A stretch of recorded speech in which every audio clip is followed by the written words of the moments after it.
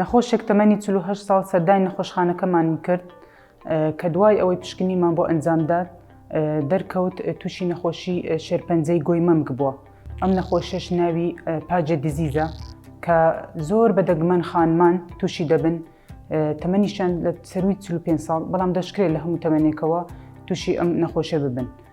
پاجە دیزیز تایبەتە بە نەخۆشی شێرپەنجەی گۆی مەمک کە نیشانەکانی بوونی قڵیش لە گۆی مەمچیان تێکچوونی شێوەی مەمک و عادەتەن لە لای یەکلایەن، هەردوو لای توش نابێتن و دەرکەوتنی خوێن، زۆر جار خوێن لە گۆی مەمچی پەیوەندی بەو نەخۆشە دەبێتن.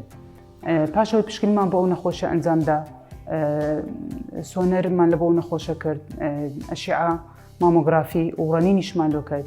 دەرکەوت نەخۆشەکە تەنها لە گۆی مەمک و ژێر گۆی مەمچیتی و بەداخەوە کە ئەو نەخۆشیە چووتە ژێرباڵی. ئەم نەخۆشیە زۆر جار خانمانی بەڕێز تێکەڵ دەکرێت لەگەڵ نەخۆشی ئەگزیما.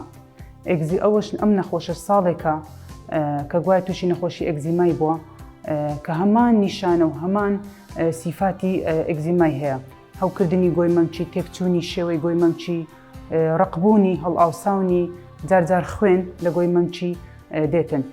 بەڵام بۆیە خانمانی بەڕێز ئەگەر هاتوو گۆی مەمکتان تووشی ئەم حاڵەتانە بوو، پێویستە سەردانی پزیشکی پسپۆڕ بکەن بۆ ئەوەی نەخۆشەکە لەگەلایەنی بکرێتەوە کە ئەمە پاجە دیزیزە یان ئێگزیمایە. لەبەرەوەی پاجە دیزیز نەخۆشی شێرپەنجەی گۆی مەمکە. ئێستاش لە ئەو نەخۆشە هەڵدەستین بەلابردنی تەنها گۆی مەمچی و ژێر گۆی مەمچی.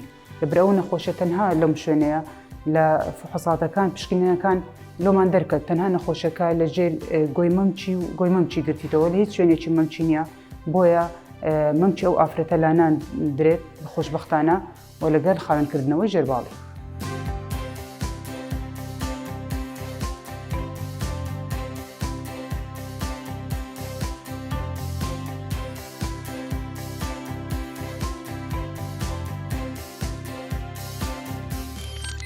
میهرەبانی، دڵسۆزی و لێزانی.